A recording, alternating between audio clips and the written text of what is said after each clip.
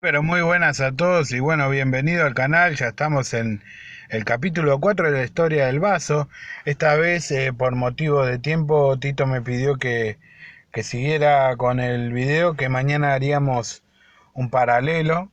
Generalmente los videos paralelos, justamente como dicen el título, lo que hacen es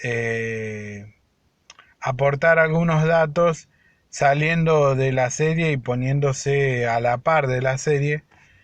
Y, y en esos datos paralelos podemos ahondar en otros libros y compararlos, y hacemos un tipo de análisis más profundo también con otras historias.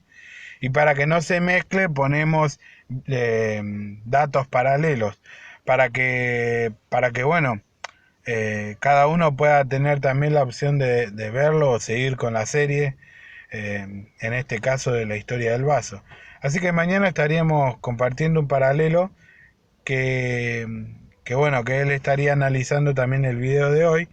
Y bueno, vamos a ir directamente al grano. Vamos al capítulo 4, versículo 1. Saco la cámara y ya empezamos.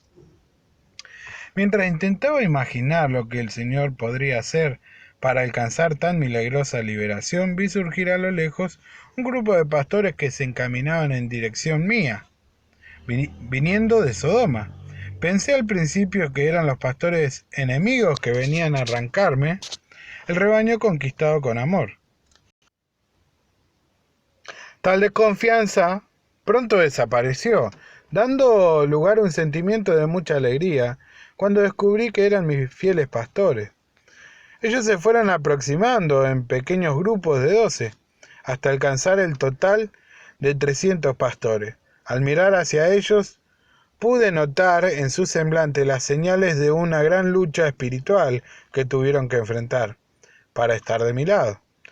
Me encontraron me contaron acerca de la experiencia de muchos compañeros que, desanimados, habían lanzado el aceite y la lana. Perdón que se me va un poquito la lectura. Em, Habían lanzado el aceite y la lana fuera de sus vasos. Recordemos que, o tengamos en cuenta esto, el aceite simboliza el Espíritu Santo y la lana es parte de la vestidura. O sea, podríamos decir que el vaso es la persona, ¿no? Es el corazón de las personas. Entonces, cuando si lo llevamos al lado simbólico y lo trasladamos al lado del símbolo que simboliza cada cosa, ¿no? Lo que quiere decir que muchos desanimados lanzaron de sus vidas, de sus corazones, el espíritu, la lana, el revestimiento, la palabra también. Y eso es triste, ¿no? Porque nosotros estamos yendo a camino a la liberación de la humanidad, del imperio del pecado, de la muerte. Este es el camino que estamos recorriendo y Jesucristo nos va acompañando.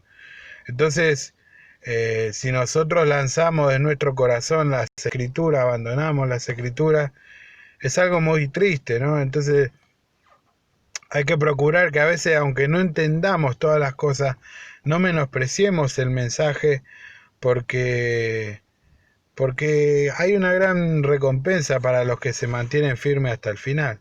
Habían lanzado el aceite y la lana fuera de sus vasos, regresándose hacia sus tiendas. Me hablaron de cómo en aquella noche anterior habían aprendido a amar la luz de mi vaso, que para ellos se convirtió en una estrella guía. Me alegraba con la presencia de mis humildes pastores, cuando llegaron en dirección nuestra a Ner, Escol y Manré, acompañados por 15 hombres armados. Eran fieles amigos que, conociendo los peligros que enfrentaríamos en aquel valle, vinieron en nuestra ayuda para que no aplazáramos el plan divino. Les pedí que permanecieran escondidos hasta el amanecer, cuando recibirían orientaciones sobre cómo participar en la misión. O sea, Es increíble, ¿no? Que bueno, que a veces también se desplegan los que nos escuchan y también gente que de repente uno no esperaba, ¿no? Que quizás tiene otro tipo de pensamiento y otro tipo de preparación también.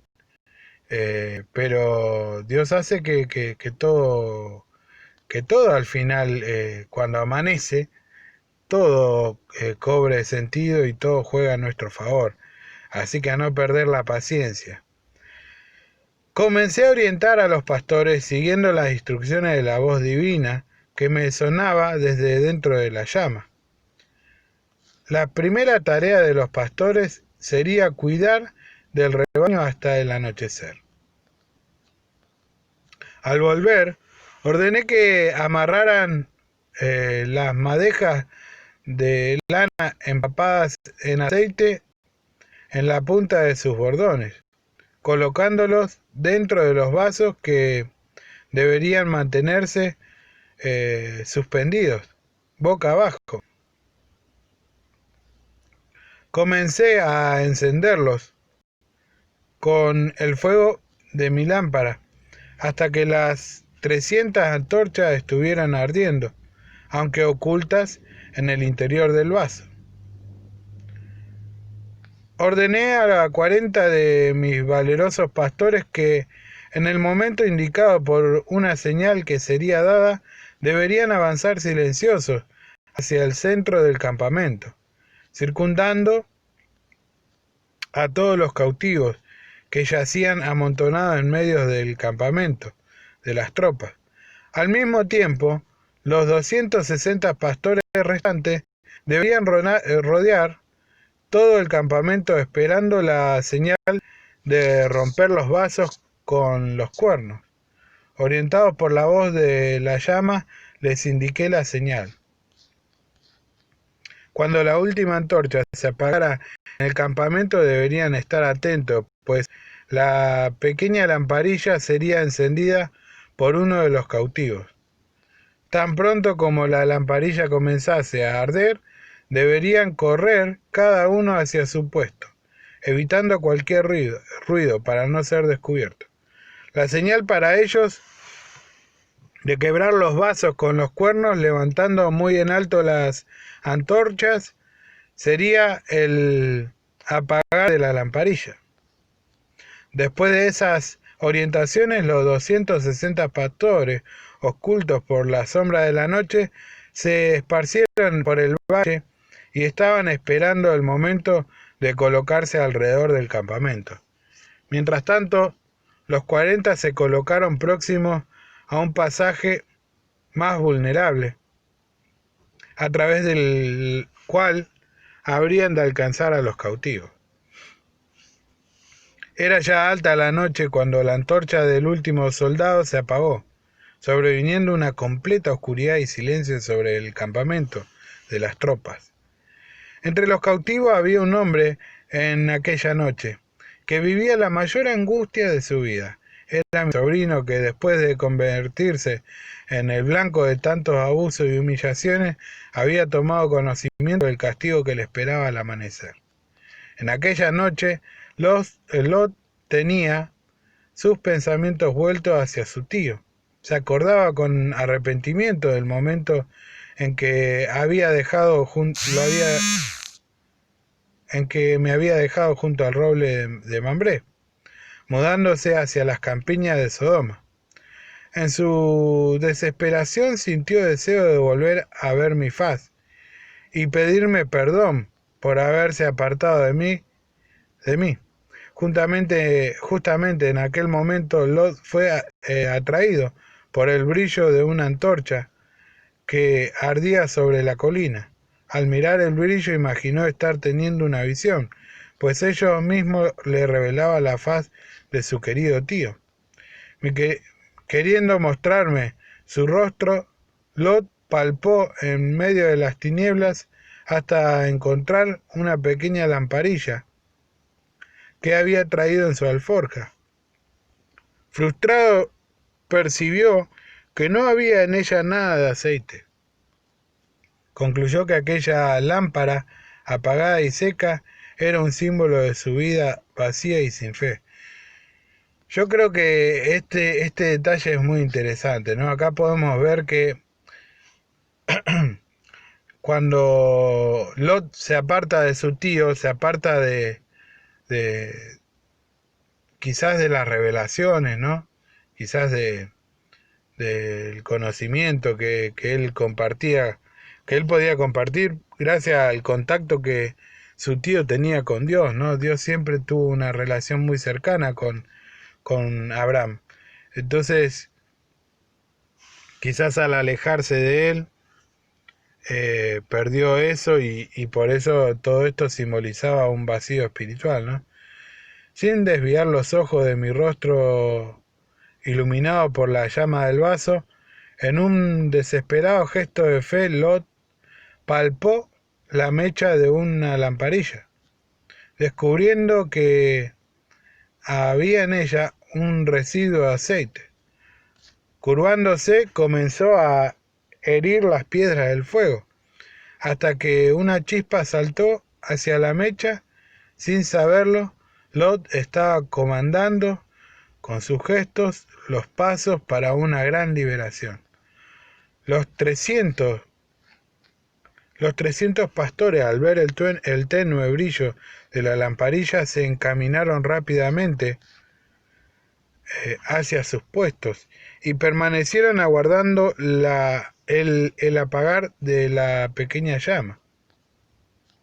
Desde el momento en que Lot se levantó con su diminuta llama, yo estaba mirando hacia sus ojos, que miraban los míos. Vi que su faz traía señales de inenarrable angustia y malos tratos.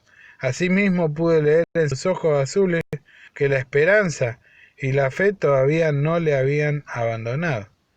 El pequeño fuego de la lamparilla de Lot, con todo, no resistiría por mucho tiempo. Era necesario que se apagase para señalizar la gran victoria. Cuando la oscuridad volvió a cubrir la faz de Lot, mis 300 pastores arremetieron sus cuernos contra los vasos que mantenían ocultas las antorchas ardiendo. Un gran ruido, como de una caballería en combate, resonó por todas partes. Mientras que las antorchas eran suspendidas, los 300 cuernos utilizados hasta entonces para conducir el rebaño sonaban ahora como trompetas de conquistadores. Todo el campamento se despertó de un solo brinco, y sin saber cómo escapar de tan terrible embestida que partía de fuerza y de afuera y de adentro, los soldados comenzaron a luchar entre sí mismos, mientras que mis pastores permanecían en sus puestos, haciendo sonar los cuernos. Los cautivos estuvieron muy espantados al principio, mas poco a poco fueron tomando conciencia de la gran liberación que estaba operando en su favor. Cuando amaneció, se reveló ante nuestros ojos un escenario de completa destrucción. Todo el pueblo estaba cubierto por millares de cuerpos, rasgados por sus propias espadas y lanzas. Solamente unos pocos consiguieron huir de aquel campamento de muerte, mas fueron perseguidos por mis 18 aliados que estaban armados, siendo alcanzados en Obá, que está a la izquierda de Damasco. Mientras tanto, los cautivos ahora liberados recuperaban todas las riquezas que habían sido saqueados por los enemigos. Ahora, acá llegamos al capítulo 4, al final del capítulo 4, y qué gran liberación. Y esto es lo que muchas veces compartimos en el grupo, en algunas charlas, y también de lo que dice este libro al principio, ¿no? Que no hay que menospreciar los instrumentos, que a veces tampoco hay que menospreciar el plan divino, porque Dios tiene todo planeado y puede hacer cosas grandes como esta, ¿no? El hecho de que todo un ejército se confunda y se ataque a sí mismo. Así que tengamos en cuenta esta gran enseñanza, es algo muy lindo. Sin perder más tiempo, vamos al capítulo 5. A ver si hoy llegamos hasta el capítulo 6, estaría buenísimo. O sea, terminamos el capítulo 6, pero bueno, vamos a ver cómo viene el capítulo 5. De la cima de la colina, en tanto que yo vibraba con la alegría de los cautivos en aquella mañana de liberación, oí la voz del Señor hablándome de en medio del llama. Esta liberación que hoy se concretiza representa la liberación que he de operar en los últimos días, salvando a sus remanentes de tus hijos. Salvando a los remanentes de tus hijos. Y acá estamos hablando de los hijos de Abraham a través del concepto de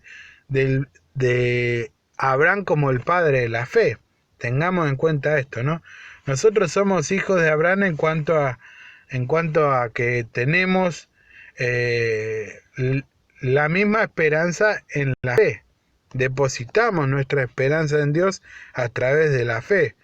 Entonces, de esa manera, simbólicamente, Abraham, que fue el primero que fue considerado como un hombre de fe, nosotros somos considerados como hijos de Abraham por el concepto espiritual del padre de la fe, que es Abraham, perdón.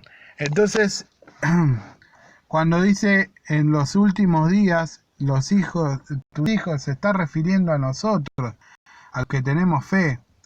Esto también está queriendo decir que va a haber alguna gran opresión, pero que si nosotros no desmayamos, vamos a poder ver algún milagro parecido a este. Y yo creo que si la escritura lo está diciendo acá, es algo literal, es algo que va a pasar. Entonces hay que ver bien en qué día, y acá lo dice. Esta liberación que hoy se concretiza representa la liberación que he de operar en los últimos días, salvando a los remanentes de tus hijos del cerco de numerosas naciones que se aliarán a Gog con el propósito de destruirlo. En aquel día en aquel día en que triunfaren sobre mi pueblo, mi indignación será muy grande, y contenderé contra él por medio de la peste y de la sangre, lluvia inundante, grandes rocas de granizo, fuego y azufre haré caer sobre él, sobre sus tropas y sobre muchos pueblos que estuvieron con él. Así yo me engrandeceré, justificaré mi santidad y me daré a conocer a los ojos de muchas naciones, y sabrán que yo, el Señor, que yo soy el Señor, y sabrán que yo soy el Señor. Muy bueno. Y sobre la casa de David y sobre los habitantes de Jerusalén derramaré el espíritu de gracia y de súplica. Mirarán hacia mí a quien traspasaron y harán lamentaciones por quien se lamenta por un hijo unigénito, y llorarán por él como quien llora amargamente por el primogénito. Acá estamos hablando del final de los tiempos, ¿no? El final de los días, y es aquí donde también se puede comparar con Apocalipsis, con Daniel, y hay otros escritos más, como Enoch también, que habla de los últimos días. Entonces dice, en aquel día habrá una fuente abierta para la casa de David y para los habitantes de Jerusalén, para remover el pecado y la impureza. Miren cómo Dios todavía tiene misericordia en el futuro para Israel. Consciente de la importancia histórica de aquel día de liberación, tomé un calendario y miré con sorpresa, pues era Rosh Hashanah, o Día de las Trompetas. Esto significa Rosh Hashanah, Día de las Trompetas. Por eso tengan en cuenta de que las 7 trompetas tienen se dan en el Apocalipsis en un marco final. Aparecen las 7 trompetas, perdón. Entonces es un tema interesante a que prestarle atención. Aquel era el primer día de un año nuevo. 10 días después vendría el Yom Kippur, el día de la purificación, significa Yom Kippur. El día de la purificación de los pecados. En el día 15 tendría lugar la fiesta de Sukkot, la alegre fiesta de las cosechas de otoño. La llama, que para mí se había convertido en una representación del Mesías prometido, se apagó en el momento en que descendí al encuentro de los pastores y de los muchos cautivos ahora liberados. Todo esto Lot y los demás de Sodoma simbolizan justamente simbolizan a la humanidad redimida, ¿no? Llenos de alegría y de admiración, todos querían saber cómo habían llegado a ser posible tan grande liberación, solamente con la utilización de aquella antorcha y cuernos. Les hablé entonces de la importancia de aquel fuego que se había desprendido del altar para liberar en aquel valle, identificándolo como el Mesías Salvador. Acá es donde nosotros decimos, o nosotros podemos entender que Abraham estaba predicando la misma buena noticia de salvación que nosotros, nada más que simbolizada por un vaso que tenía o que estaba alimentada por el fuego del altar, por el espíritu y por la lana, por el aceite que simboliza el espíritu y por la lana, la vestidura, la gloria de Dios, que estaba en ese vaso que era Jesucristo. Esto es lo que simboliza. Y por eso es que Abraham, de alguna manera, vivió nuestros tiempos, porque también le tocó acompañado por el mensaje de Cristo, atravesar todo ese valle para salvar a su sobrino, a su familia. Entonces esto es muy interesante. Nosotros, como decía Tito ayer, nosotros también tenemos la posibilidad de poder ser los portadores de este vaso y como Abraham ir y liberar a nuestra familia con el vaso que es Jesucristo, con la palabra, con el poder de la palabra. Entonces esto es algo muy interesante que es el simbolismo que le tenemos que dar a esto, ¿no? Dice, al ver que todos cargaban en sus cuerpos y mantos la suciedad de la esclavitud, los invité a seguirme hasta el río Jordán, donde todos podrían bañarse para la purificación de sus pecados. Solamente 3 personas atendieron la invitación, Lot y sus 2 hijas más recientes. Los demás regresaron contaminados hacia sus casas. Antes de partir, el rey de Sodoma vino a mi encuentro, prometiendo darme todas las riquezas recuperadas en aquella mañana. Yo rechacé su oferta para que nunca jamás alguien pudiera decir que yo me enriquecí con aquel saqueo. Permanecimos acampando en los márgenes del río Jordán, en las proximidades de Jericó, por 12 días. En aquellos días de refrigerio, todos se hallaron libres de las impurezas, dejándolas en las aguas del Jordán. Esto representa el bautismo. El dejar el cuerpo muerto, el nacer de nuevo y enterrarlo, ese cuerpo muerto, portador del pecado, lo que es la inmundicia, dejarlo enterrado en las aguas que simbolizan el sepulcro de este cuerpo pecaminoso, ¿no? Entonces no de nosotros, sino del cuerpo. En aquellos días de refrigerio todos se hallaron libres de las impurezas, dejándolas en las aguas del Jordán. Este era un preparativo especial para la fiesta de Sukkot, que decidimos conmemorar en Salem. Lleno de alegría iniciamos una marcha ascendente rumbo a la ciudad de Salem, inconsciente de la feliz sorpresa que nos aguardaba. Yo seguía al frente, teniendo a mi lado a Lot y sus 2 hijas, y detrás venían los 300 pastores conduciendo el gran rebaño. Esto es muy interesante. Y digo que es muy interesante porque obviamente que hay hay como una escala, ¿no? De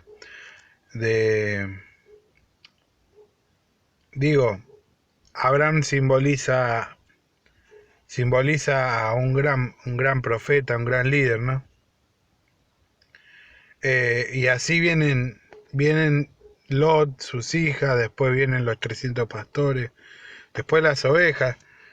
Eh, lo que uno tiene que tratar es siempre pasar de oveja a hijo. Este es un gran proceso que tenemos que hacer y eso nos da la madurez, el conocimiento. Entonces, en el día en que Dios venga a liberarnos, ¿qué tipo de personas queremos ser? ¿Personas que solamente nos aferramos a la salvación de la fe que hay en Jesucristo o personas que han escalado, que han trabajado, se han preocupado porque otros también descubran el mensaje y se han capacitado para ayudar a otros? ¿Qué tipo de personas queremos ser? Yo creo que esto es interesante también analizar y ver que esta parte simboliza eso. A medida que avanzábamos, comencé a notar que mi vaso, que se había quedado vacío al amanecer, se tornó muy pesado. Al bajarlo, miré sorprendido al descubrir dentro de él muchas perlas de variados tamaños y brillos que se formaron misteriosamente. Al ver nosotros a lo lejos la blanca ciudad, comenzamos a oír sonidos de una gran fiesta. Acordes armoniosos repercutían por los montes mientras avanzábamos por el camino. Esto me encanta, esta parte me encanta, me gusta. Así que es muy lindo, seguro que vamos a experimentar un gran momento cuando la gran liberación se dé, ¿no?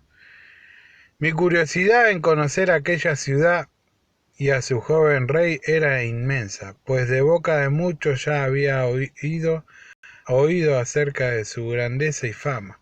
Se trataba de un reino diferente a todos los demás, donde los súbditos eran entrenados no en el manejo de arcos y flechas, sino en el dominio de instrumentos musicales.